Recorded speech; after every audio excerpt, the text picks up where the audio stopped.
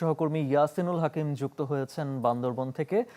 ইয়াসিন, আমরা রাঙামাটির কথা শুনছিলাম, আপনার বান্দরবনের কি পরিস্থিতি জানাবেন এবং পরিস্থিতি মোকাবেলায় কি ব্যবস্থা নেওয়া হচ্ছে?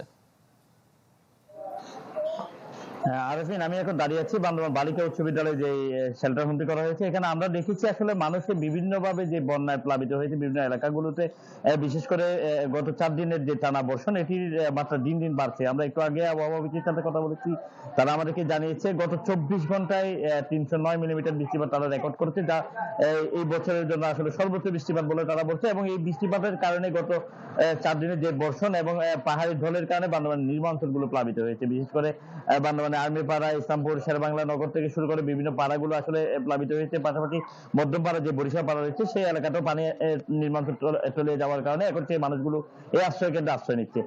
গতকাল রাতে হঠাৎ করে আসলে সাঙ্গু নদীর পানি বেশি বৃদ্ধি হয়ে যাওয়ার পরে বিভিন্ন প্লাবিত অঞ্চলগুলো থেকে মানুষ বাস্তুহারা হয়ে কিন্তু বিভিন্ন জায়গাগুলোতে আশ্রয় নিয়েছে। এই আমি যেখানটায় দাঁড়িয়েছি এখানে 40টি পরিবার ইতিমধ্যে আশ্রয় নিয়েছে। 40টি পরিবারে প্রায় 200 জন মানুষ আসলে এই স্কুলটাকে আশ্রয় নিচ্ছে। তবে আমরা জেলা প্রশাসকের সাথে কথা বলেছি, জেলা প্রশাসক আমাদেরকে জানিয়েছে বান্দরবানের 7 উপজেলা 34 ইউনিয়ন 2 পৌরসভায় দুর্যোগ মোকাবেলার জন্য 220টি আশ্রয় কেন্দ্র তারা প্রস্তুত রেখেছে।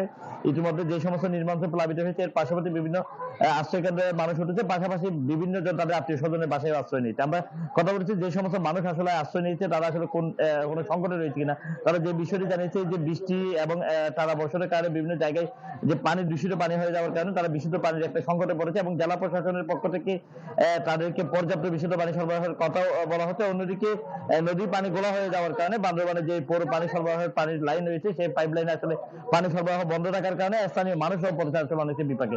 পাশাপাশি বান্দরবানের বিভিন্ন উপজেলায় বিদ্যুৎ বিচ্ছিন্ন রয়েছে। এখনো পর্যন্ত রোমা, তামসি, রংচুরি সহ বিভিন্ন এলাকায় বিভিন্ন ইউনিয়নে বিদ্যুতের সংকট রয়েছে, মানুষ বিদ্যুৎ পাচ্ছে না। এটির কারণে অনেক জায়গায় নেটওয়ার্ক এবং যোগাযোগ বিচ্ছিন্ন রয়েছে অনেক এলাকা।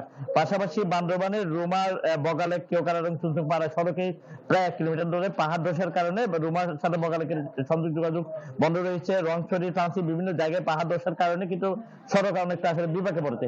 পাশাপাশি জেলা প্রশাসক জানিয়েছে বান্দরবানের 7 উপজেলা 34 ইউনিয়নে যারা ঝুঁকিপূর্ণভাবে বসবাস করছে তাদেরকে নিরাপদ আশ্রয়ে সরে যাওয়ার জন্য বিভিন্নভাবে মাইকিং এবং প্রচার প্রচারণা তারা চালাচ্ছে। আরেফিন, ইয়াসিন, আপনাকে ধন্যবাদ।